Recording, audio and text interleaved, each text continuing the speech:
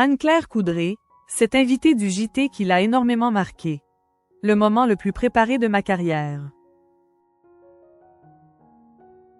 Pour célébrer les 50 ans de TF1, Anne-Claire Coudray est revenue sur un moment fort de sa carrière et sur un invité qu'elle n'oubliera jamais lors d'une interview accordée aux Parisiens.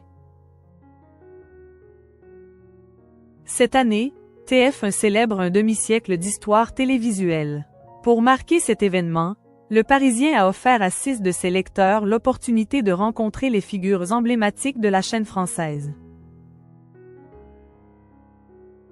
Evelyne Delia, Ingrid Chauvin, Jean-Claude Narcy, Denis Brognard et Anne-Claire Coudray ont ainsi partagé pendant 2 heures leurs anecdotes, leurs souvenirs et la vision de leur métier.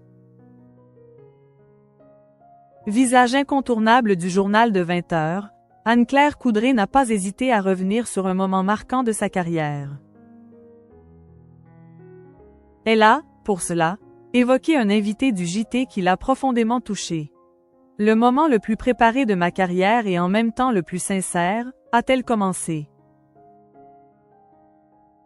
C'est ainsi que la journaliste a décrit l'entretien qu'elle a eu avec Stromae, venu sur le plateau du JT pour son retour après 7 ans d'absence. Il souhaitait un écrin très solennel pour parler de son mal-être en chanson, a-t-elle raconté. Pour l'occasion, une mise en scène particulièrement travaillée avait été mise en place. L'idée était de commencer par une interview classique, avant que Stromae ne réponde à une question. En musique. Nous avons fait 2 prises et gardé la première, a précisé Anne-Claire Coudray. C'était sans doute le moment le plus préparé de ma carrière et en même temps le plus sincère. Un vrai moment d'humanité et d'échange, a-t-elle lancé. La journaliste a fait ensuite d'autres révélations. Avant de devenir l'une des personnalités phares du paysage audiovisuel français, Anne-Claire Coudray a connu des débuts assez stressants. Lors de cet entretien, elle s'est aussi souvenue avec précision de son tout premier reportage pour TF1, un sujet sur l'usage des farines animales dans les élevages de poissons. J'ai passé une nuit abominable à me répéter. J'espère que je n'ai pas fait d'erreur.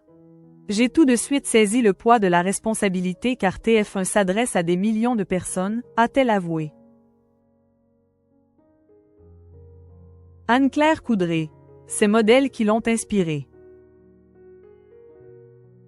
Au fil des années, Anne-Claire Coudray a su imposer son propre style, mais cela ne l'a pas empêchée de s'inspirer des grandes figures de TF1. Parmi ces modèles, Jean-Pierre Pernaut occupe une place de choix. Quand j'écris les lancements, je me demande souvent comment Jean-Pierre Pernaut aurait fait, a-t-elle déclaré. Le regretté présentateur du JT de 13 heures était connu pour avoir créé un lien exceptionnel avec les téléspectateurs de la chaîne, une qualité qu'Anne-Claire Coudray admire et tente de perpétuer. Quant à Claire Chazal, une autre figure mythique de TF1, cette dernière lui a prodigué un conseil simple mais précieux. Reste toi-même. Un mantra que la présentatrice a adopté et qui l'a aidé à trouver sa propre voie dans un univers exigeant.